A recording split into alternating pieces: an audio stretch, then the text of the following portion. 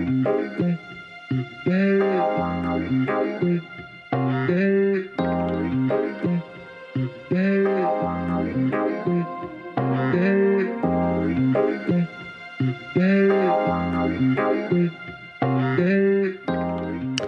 back to another episode of the Young Guy International Podcast. Our vision here is still the same, creating a socially connected world. How do we do that? Diving into conversations, interesting conversations by the people that shape our world. We look into their experiences, the work that they've been involved in, and how their stories can inspire us to be able to also start our own ventures, our own ideas, and to create essentially a socially connected world. And today with me, I'm proud, honored, and happy to have a friend of mine, a long-term friend of mine actually. You're going to find that we went to the same primary school together, different classes, but we were in the same high school as well, in the same class. And then later on, we reconnected through his sister, actually, who went to the University of Waterloo. All conversations that we're going to be discussing today. I'm happy to have my friend Samuel Mutumba. Welcome for coming onto the Young Guy International Podcast. Thank you, Darren. It's nice to see you again. Yeah? Nice to see you again. Always a pleasure. You sit here not just as Samuel Mutumba, the graduate from Durham College, but the CTO and co-founder of Kuwota. In our previous episode, I spoke to one of the main visionaries behind Kuwota, and he really told us about his journey, his work, his experience in Kuwota. And today, we're going to be doing a bit more of the same, but really honing into your skills as the CTO, why you went into Kuwota, how that has shaped your journey and potentially your future and your career. But before we get into that, Young Guy International, we like to get to know the person that we're interviewing. And how we like to get to know them is by feeding into their culture and their heritage. Because we believe that that's what really creates and is the center of every individual. And so my ask to you, Sam, today is if there's anything that you want to teach us from your culture, from your heritage. It could be a song, could be a word, something that we can use to break the ice and really get into our conversation today. All right, thank you. The word that I'm going to use is very close to my heart. It's a phrase that comes from the high school that I went to following being in Aga Khan, called Budo. The phrase is Gachali Mabaga. Gachali Mabaga. Yes, which means so little done, so much to do. Yeah. That's deep. So little done, so much to do. Really foreshadows what our conversation is going to be about today, because so little done, but still so much potential to be able to get into through Kuwota and through the work that you've been in. And before we get into that, I want to start with your journey. You were in Aga Khan at the same time with me. I think that would be a great place to start, because I remember when you left, we lost contact. I was in contact with your mom though, and then later on your sister, and then you again. So I think that would be good to start. How did you find life at Aga Khan? Yes. I know it's a long time ago, but yes, coming on 10 years since I left. Wow. I really loved my time at Aga Khan. I went there in P1 and left in year 8. When in Aga Khan, it was a simpler experience than most of my other experiences in different schools. Before being in Aga Khan, I was in Kisu, back when it was still Kabira International School. So I came to Aga Khan, let's say, a bit spoiled.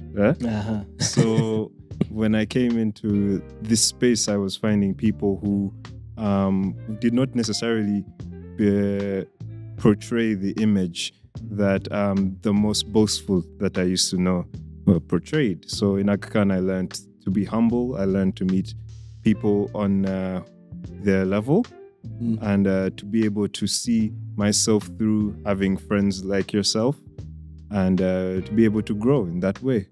Do you think that aspect of your life foreshadowed sort of what you eventually went into? Because we are going to discuss your background and your passion with coding and IT and really how that's something that you're passionate about. But do you think from a community perspective, that really foreshadowed what eventually you're now doing? Yes, I still have all my computer lab certificates from P1 up to P5 back at home. So yes, I really love being in the computer lab in Aga Khan. I really love the literary education that we used to get in Aga Khan, and that has informed me in how I have chosen to take a career, and also how I conduct myself in public. Yeah. In the public. That's true. When you look at the journey that you've been on, or the work that you've been involved in, I think actually it would even be good to preface for the people watching and the people listening is that the schools we're talking about are schools that were in Uganda, Kampala. So in case you're confused, wondering, hey, well, where was Akan? Where was Gisu? All these were schools that we went to back home in Uganda. Now here we are in Canada doing, he's doing great things, and we're just here to really get into that. But back to what I was initially trying to get at. You are now the co-founder, CTO at Kuwota. But before that, when I had met you 2 years ago, you were seated across from me working at MedAtlas. And for those of you that are watching who do not know MedAtlas is your sister's organization, Margaret Mutumba. She was also a recent graduate at University of Waterloo, a trailblazer in her own right, and now she's doing incredible things in the health industry across Canada and the world. How was that initial experience before meeting Kinen sort of helped inform your perspective of what business is, or what doing IT in businesses? So when I first started at MedAtlas, it was very early on in my formative years in IT, and it was my real first experience having to apply the knowledge that I was learning in school. While here, I was able to attend Velocity's incubator and be able to ascertain the knowledge that those guys had from all the different business ventures that they were exploring. During that process, I was able to refine what would be a very studious mindset towards a more entrepreneurial one, right? Often when making MedAtlas, there was a lot of information and a lot of ideas, but not every idea could go to paper. Not every idea could make it to the website, and not every idea could be implemented by me at that time. So as I grew with the company, we were able to find insights, and we are also going to be working on something new in MedAtlas coming soon, hopefully by the time this is out. I was able to see what it is in the health space and to be able to give people the solutions that they were looking for from us. From you. That's true. And from that experience, how do you think it informed or influenced your journey or your passion to get into Kuwota? Yes, I come from a family of social entrepreneurs, right? As you heard, MedAtlas is from my sister. You were in contact with my mother because of her social entrepreneurship with an organization called PEDN, Private Education. Private Education Development Network, which deals in financial literacy. My mother's sister is my Aunt Kate Sally. She owns Women's Hospital, which was the pioneer in Uganda for being able to get fertility help. So within seeing all these different experiences, I was able to ascertain the knowledge of the gratification that it gives me as a human being and as a Christian, helping those less fortunate than I am, to finding better solutions to improve their lives, right? Not just innovations for innovation's sake. Yeah, that's true. And it's interesting. I like that point that you said about how family and community really inspired you to get into the social entrepreneurship realm of work.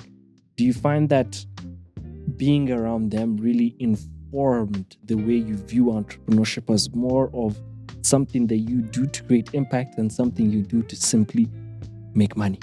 Yeah. So it's often hard for people inside social entrepreneurship spaces to view those as different entities, right? Because we have the social and the entrepreneurship side. It's hard to relate the gratification, the heart, the passion that helping these people gives you, and the need to monetize it at the end of the day. Being near these people, I had my mentors at the breakfast table with me. I was able to see how they conduct themselves. I was able to be informed by the choices that they made. And I could then apply that knowledge into making Kuwota and, being in MedAtlas. And what inspired you to get into IT? Is it something that you always knew you wanted to do, or did you discover it as you went on? So I discovered that I wanted to get into IT when I was going to high school in Maryland. So I was finishing up my senior year in high school in Maryland. I was doing a computer science class, and needless to say, I felt like I was acing the class very comfortably, and the concepts that I was learning were very inspiring to me. They really spoke within me, and it was a language that I could understand better than most. So from doing that class, we had an amazing teacher. I was able to denote that this is what I want to do for as long as I can. And then with that, obviously, from that now, I want to connect it with how you got into Kuwota. Take me through that experience where you're still working with Dr. Margaret doing MedAtlas, but now there's this new incredible idea that's coming from Kinen. He wants to implement something, and you being his friend, you're like, this is something that I want to be part of as well. What was that like, meeting and saying, let's get into something. I'm going to bring my expertise, you bring yours. Let's actually create this thing. So Kinen came to me in my kitchen, as he said. I thought he was just coming to eat some food, but he had an idea. He had an idea because he was experiencing mental health struggles at the time, and he wanted to start a company that deals within mental health and in journaling. I myself have struggled with mental health as time has gone on, especially since I lost a dear family member of mine. So when he brought the idea, it applied to me in my life. As an African man, as you've discussed in the previous episode, it's very hard for us to get a grip with not being okay. We have a culture which supports perfectionism, both for women and for men, and dealing with mental health struggles and struggling with keeping happy is not something that is necessarily praised in our culture, right? We often seek to deal with it ourselves and not be able to show that to the world. So when I was struggling, I didn't want anybody else surrounding me to feel like I was struggling, right? So journaling was a way that I could express those emotions outwardly without having to suffer keeping them inside. Speaking on that, I have a totally general question that I want to ask you. And just from your perspective in this field, as I would like to call you an expert now, because you are building something of this magnitude. Do you find that young people, Gen Zs, our generation, we are more and more finding it difficult to find true happiness? Do you find that that's something that you've seen, especially with the research you're doing? Based off of the research that we've been doing, we have found that perfectionism and comparison are the thieves of our joy in this new generation. People don't want to be happy. People want to look happy these days, right? This is the boom of social media and comparison. I've often ended up in situations in my life that necessarily aren't glamorized by society, but through social media and those things, I have been shamed for them, right? Things that necessarily make me happy, but they are not things that are acceptable socially. When we are looking at ourselves and how we conduct ourselves in society, we really need to reevaluate if happiness for everyone is necessarily the same. Not everybody sees the same gratification from the same items. Not every man likes to watch sports. Not every woman likes to gossip. Not every person wants to engage in activities, in the same activities. So when looking at it from especially an outside perspective to other people's struggles, I would say that looking for joy from other people is never going to give you satisfaction. Happiness can only come from yourself, or else you'll always be chasing other people to give you that same joy. And how do you mitigate that? comparison. How are you able to mitigate that comparison and not focus on the comparison? Because, I mean, at the end of the day, some people, like it's inevitable. You want to see what your peer is doing so that you can maybe find an edge or this. But how were you able to figure out, okay, comparison is not something that I'm going to do. Something that I'm going to make sure I don't focus on, because it's going to steal my joy. It's going to take away my joy. And it's going to take away what I'm doing for myself. I am still human, right? So I still fall prey to comparison. But the ways that I mitigate it is to denote that I do not live other people's lives. Neither do they live mine. They have different life experiences that they have gone through to put them in that position, and I do the same. For example, you and me, we branched off from Aga Khan and we lived completely different lives until we have reunited here in Canada. There are very many life experiences that you went through that have shaped the man that you are, that I necessarily didn't go through because I was not there. So when comparing ourselves, we then look for only the deficiencies and not the positives. And then also to add on to that, going to church and being able to pray and have that solace with God has given me some gratification, as I know that He loves me. And if I have my God's love, then what else do I really need? That's true. And that's a very powerful statement, especially on your faith. You are Christian, I'm Christian as well. In the Bible, in James 4:4, it says, friend of the world is enemy of the Lord. And I think that really denotes and speaks to how the attachment that you have with things of this world really takes away from what the true purpose and the true goal at the end of the day really is. This is totally different from the conversation, but I'm going to bring us back to Kuwota. I've noticed that you're speaking more and more about your faith and how that has been something that has guided you in many aspects of your life. Do you feel like it is something that you ensure is part and parcel of everything that you do? It must be, Good. As a Christian, it must be part and parcel of everything that I do. I did once struggle with my faith. I struggled with my faith after receiving a loss, and everybody around me was always saying, this is God's plan. This is what God has in for you. But I didn't really feel like God's plan for me was the pain that I was enduring. Now, after that, we had church services. This was during COVID, online, and they would preach God's plan. And this is how God wants things to do. But I could not hear it because I did not want to believe that what was going through at that time was God's plan. Needless to say that it did not help. That mindset, that thinking did not help me. All it did was to keep me in the negative. Another church service comes up. I decide to resubmit my faith.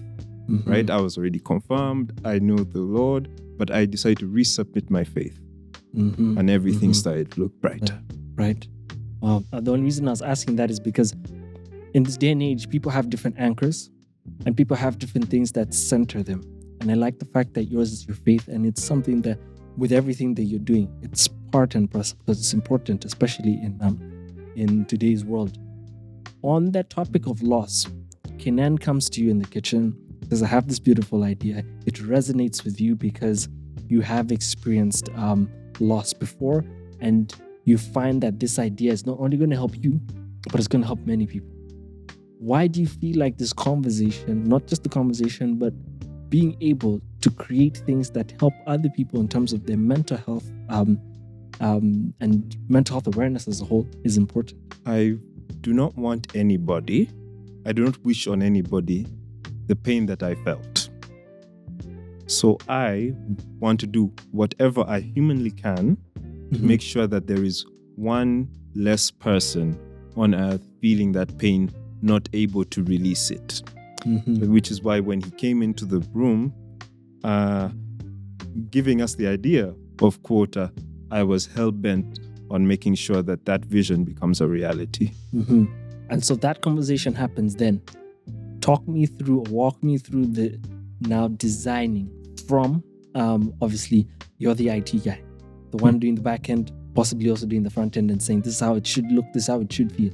Walk me through how and why you thought it was important for it to be an app, and what you envision the app being able to actually functionally do.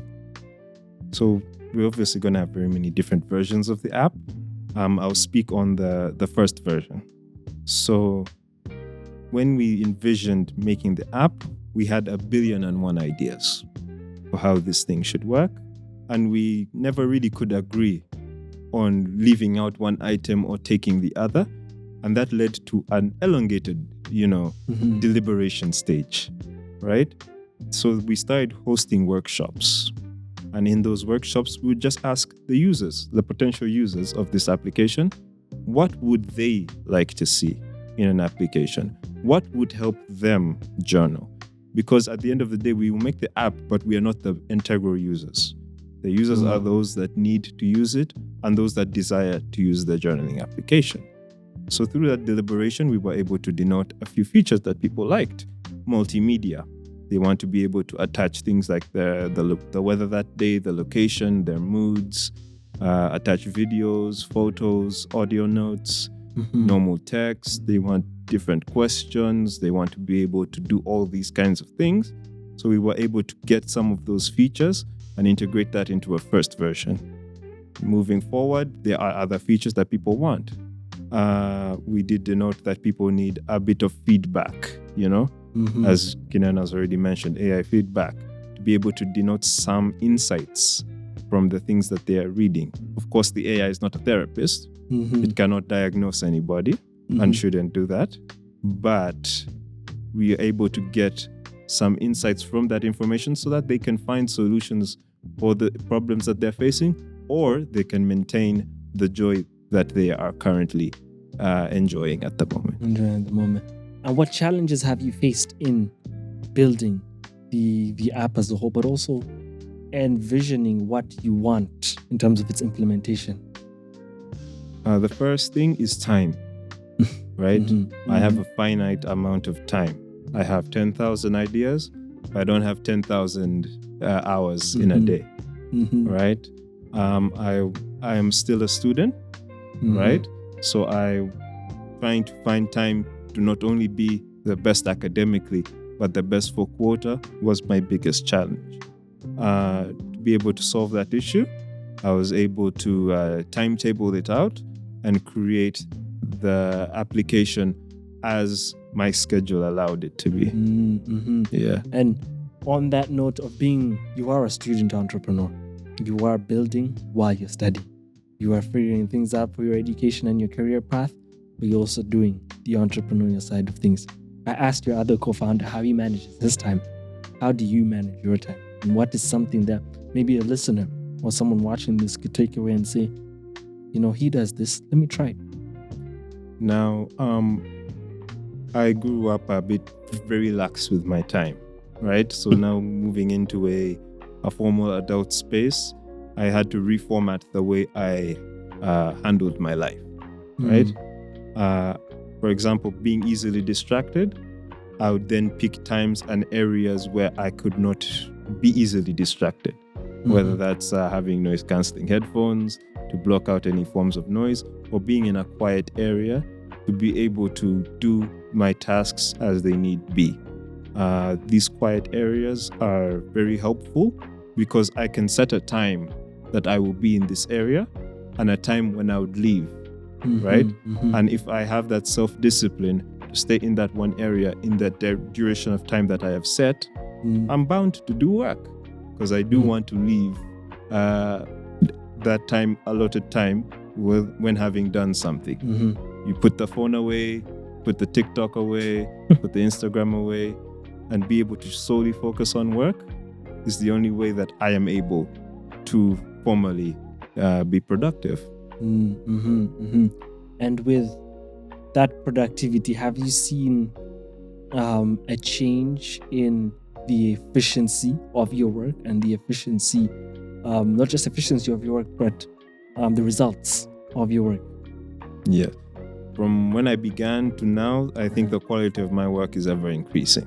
So it's an ever increasing slope. So when refining my system, I always find little things I can do here, little things I can do there that can be able to increase the quality of my work, but also the speed and efficiency of my work as well. I always have tips and tricks that I'm always picking up. I'm always watching podcasts, and I'm always taking little breaks to be able to reward myself, for being productive, that day. So that's true.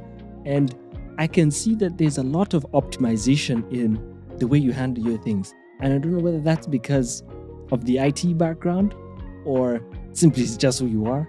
But do you think that I want to call your work and your time building from an IT perspective, because I have met many people in IT, doing computer science, passionate about that. They're very heavy on optimization and making sure that there's efficiency. Do you find that for you as well, there has been sort of that implemented in how you are as as Sam, in the way you work, in the way you address situations, in the way you think about things? Is it the same, do you think? Has there been an influence? Yes. Being from a computer science background, they always say people in engineering spaces want to do things well with the least amount of effort possible, right? So I do find optimization is essential because it increases the productivity and it gives me less things to do, right? Yeah, instead of having a full plate, it's better to work smart than it is to just solely work hard without any form of direction. That's true. And I can see that with all the work that you've been doing and with all the work you've been involved in, still on that optimization point, I can clearly see it. Obviously, speaking to you, speaking across from you, and also seeing how Kuwota has been built, MedAtlas has been built, and your passion for that work has been there. I want to ask you about being a co-founder and what that experience is like. Have you ever had moments where you want to do something and your co-founder wants to do something else? How were you able to balance or bridge two differing ideas, two differing opinions to still stick and stay true to the vision that you initially set out? Yeah. So me and Kinen started off as friends, right? But being co-founders, that is a separate relationship from the friendship. It is formal and it is for the benefit of the people that are going to use our application. So whenever we have disagreements, we always have to look at it not from the perspective of us as individuals, but from the perspective of the user. This is a social enterprise, so the people using it are the very most important people in this whole program. Otherwise, there is no point of making an application if we are the only users of it, right? So when we are trying to denote solutions, we can do a simple mind map. Why would a user want to use this? What's their incentive? And also get some social proof by asking external parties whether those solutions that they hear make sense to them or not. Yeah. And prior to joining Kuwota, were there moments in your journey in your life where you were a part of teams that maybe weren't as agile, or weren't as efficient, or weren't as considerate of you or the ideas you had? And how did those lessons that you learned from then change to now being a leader of your own organization? Yes. If we're speaking on inefficiency, school groups are always the go-to place to go. I do recount one time we had a project about making cards.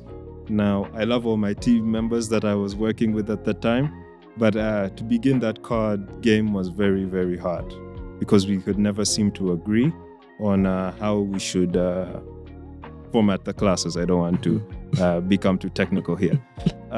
So I did something that maybe I'm not so proud of. I think I stayed up 22 hours. Wow. And wrote the application the way I wanted it to be written, and then just submitted it to the group saying, see here, this is how it works, and it does work, and you guys deal with the rest, basically. That was not the most efficient way, and it was not the best team building that I could have made. when I moved into a formal team for my internship for school, I was paired with an engineer who also did my same program in Durham College. His name is Haran. He does things in a very succinct manner, right? Meetings are brief. Information that needs to be conveyed is conveyed well and conveyed in a polite manner.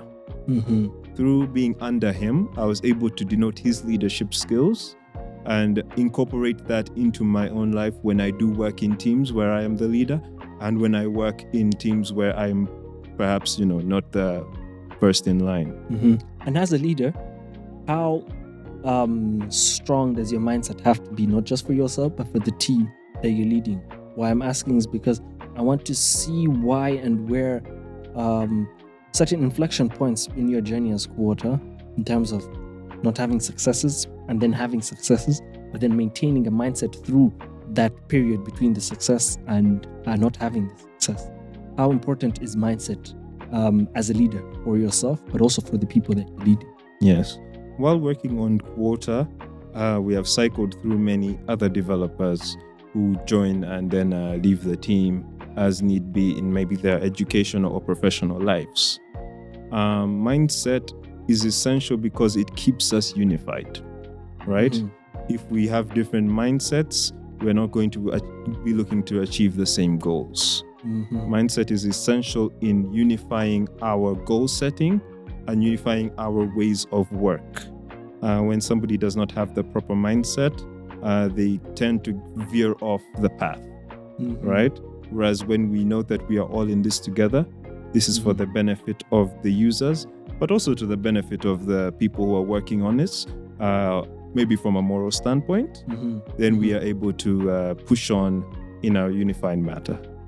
That's true, because as the leader and as obviously one of the vision bearers of something of this magnitude, it's important that your mindset is forward-looking, that you're considering different people's opinions, but also you're staying true to the vision, because honestly, it's sometimes hard. It's difficult to be able to focus in on a vision that you've started, because it is an iterative process, and I think you've seen that. And it's actually what I want to ask you is, you have been with so many different mentors, guidance, incubators, investors, potential. How have you guys stayed true to what you wanted to do, what you intended to do, despite all this external influence coming in, maybe from parents saying, why don't you try this idea? Why don't you change it to this? And then investors saying, we'll only invest if you do this. How were you guys able to say no, stick to what you want to do and focus on that? Because often these ideas are not what the user wants. At the end of the day, we do conduct research in terms of users. It's especially those that are not into journaling, perhaps, to see what they feel, right? We could always onboard very many ideas as the time goes on. But as I said, there are 1,000 ideas. I don't have 1,000 hours in a day, right? I need to be able to succinctly go down to what is essential to begin with. And then as users begin to give us feedback, the numbers, they show through. And when investors come in with their own ideas, we do try and take them on board and at least deliberate on them. But if that vision is not aligned with where we want to go and where we are and what perhaps we can achieve in this short space of time, then of course we have to look elsewhere. That's true. That's important. When you speak of the work that you've been involved in seeing how, because I can tell that the work that you're in is really user-focused. It's not really influenced by what external people are saying, what external investors are potentially trying to put onto you, because again, it is something that you're trying to do for the users. Where do you see Kuwota as an organization, as Sam, not as Sam and Kinen, but as Sam? Where do you see Kuwota in the next 5 to 10 years as a business that you have started? I want Kuwota as to be a community of mental health resources and a community of well-being resources. I do want to eradicate the stigma behind talking about certain things and the stigma behind addressing issues in mental health. In 5 to 10 years, of course, we shall still be focusing on things like journaling, but I do want to get into even more tangible ways of affecting mental health. Often when we think of mental health professionals, we think of the psychiatrists, we think of the mental health therapists, but it goes way beyond that, right? Somebody who is helping you with your mental health can go as low down as your partner or your parent. How do we empower the common man to be able to help their fellow man in the mental health journey? We're right now going through a recession, and there is an increase of mental health challenges that people are facing, and necessarily not many issues that people are willing to speak about to another professional. How is there a way that Kuwota, through the resources that we do give, and maybe the services that we may give, empower such individuals, addiction counselors, right? Addiction counselors. Some religious leaders are also seen as therapists in their own right. What if you're a family member of somebody that struggles with either a mental health disorder or illness? How can those people be empowered with the information to help their common man? Because that's where we will see change. Some people will never be comfortable in their selves being able to denote their problems down, and some others need the help to be around them if they cannot help themselves. That's where I want to see Kuwota go in the next 5 to 10 years. That's a big vision. And still on that, what is an example of a tangible thing that you say you want to be able to implement? Like, do you have an idea of what a tangible view of solving the mental health challenges and that stigmatization is? A tangible way that we can do this is through podcasts like this. Getting people with a listening ear to hear the issues that other people are facing so that they can be able to use that information in their own lives. Often when people are going through struggles, they do not want to let other people know that they are going through those struggles. So for those that are willing to give, to lend their voice to those ears in need, how can they help their fellow strugglers in those issues and give them a voice where perhaps they didn't have a voice before? The fellow strugglers. The fellow strugglers, yeah. And do you find that obviously it will be a challenging journey? Yeah. And I know it's something that you look potentially obviously ready for. You're already in it with this mental health aspect of work. When you look at Sam, the individual, and then Kuwota, the business, I asked your co-founder this in the previous episode as well. And I was asking, where essentially do you see yourself and Kuwota as one entity? Because again, you have your own career that you're trying to build. Or are you saying that Kuwota essentially, or you envision it being something you give full time to? I will be blessed if I can give all my time and service to helping anyone in any capacity of need. That's right? good. Very noble. So if it is possible, I will always I'll always have time for social innovation. I'll always have time to create something or do something that helps somebody else. It is a part of my faith. There is, we had a preaching at our church, Sanctus Church, and they spoke on the difference between volunteerism and service, right? When you volunteer, it's about whether you have time, and when you have service, you make time. So I will always make time for social entrepreneurship and social innovation. Whether I volunteer my time will be dependent on the economy. That's a very diplomatic answer, Yeah. but a very noble cause, because not many people our age are looking at it like that. We are not looking at impact that we're creating, the decisions that we are making and how they could change someone's lives, the social causes around all the issues that are being faced across the world because they are very intricate, but they're interconnected. And having systems where people across the world, through maybe conversations like this or through ideas, can go in, I think is very noble. And it also sparks something in me because I know that we can do something. Yes, there might not be time to do everything, but we can do something with what we have been given.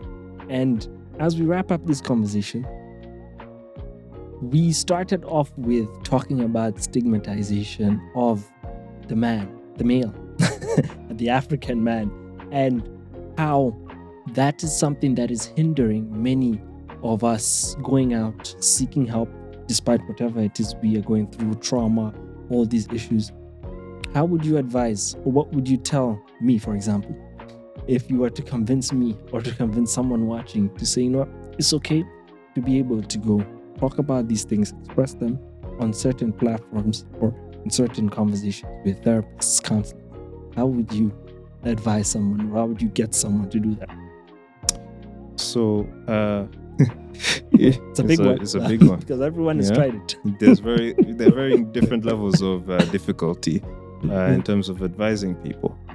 If I'm to advise the conservative man from whichever culture, other cultures also teach Stoicism, I would then ask them, as a man, right? As a human being, if you saw a child of yours or somebody that you care about go through the struggles that you went through, would you be there to comfort them? If so, why don't you want to comfort yourself? What if I tell you because I mean, there's no time to do that. I'm focused on giving comfort to this one that I care about.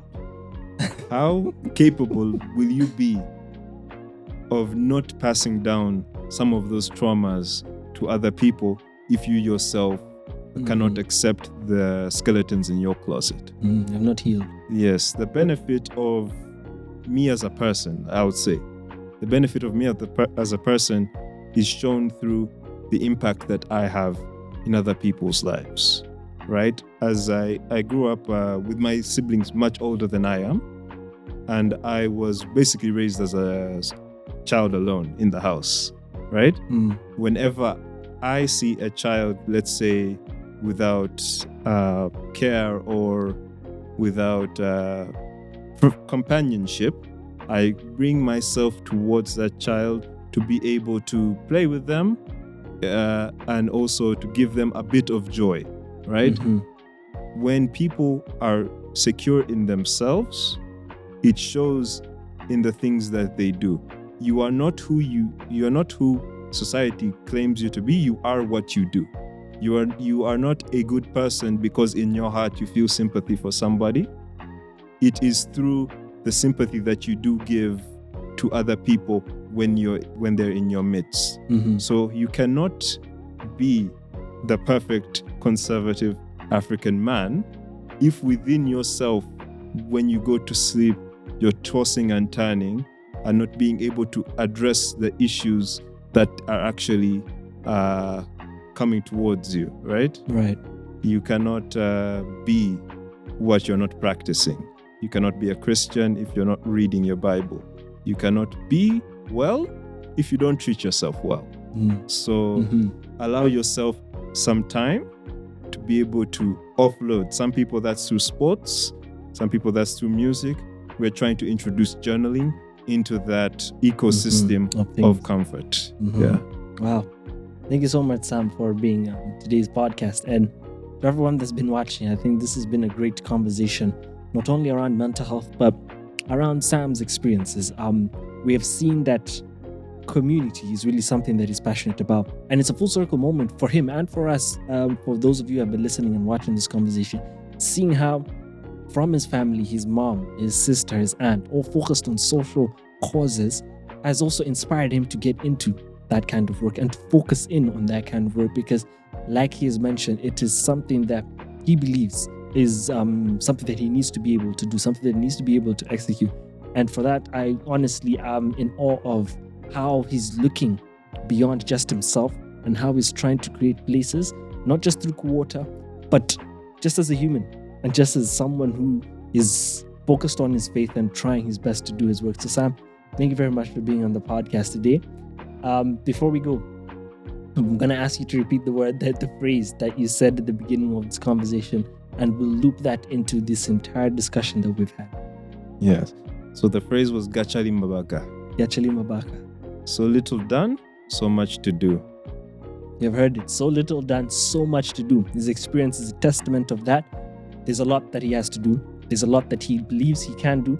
And there's a lot that I believe and know that he's going to be able to execute. He needs your help. He needs my help. We all need to be able to work together to be able to do the work that we do. My last parting note to you is don't compare yourselves. Find your purpose, find your why, understand what it is you're passionate about. Don't compare. It's hard, I know, but it's something that in order for you to experience and to get the best out of yourself, you need to be able to focus on you. Thank you very much for listening to the Young International Podcast on this great episode. Thank you, Sam, again for being on the show today. It's a pleasure. And to all those watching, we appreciate it. We will see you next time. Hey guys, I forgot to mention this story, yeah? So when this guy met my mother, we were 17 years old. I was still in high school. And at that day, I was in my bed eating Doritos, watching Netflix, being the typical teenager, doing nothing useful in this life, So then my mother sends me an image, and it's all my friends making donations under a non-for-profit organization, Young Eye. This was shocking information for me, knowing that people my age at that time could do anything productive other than, maybe picking rubbish off the street.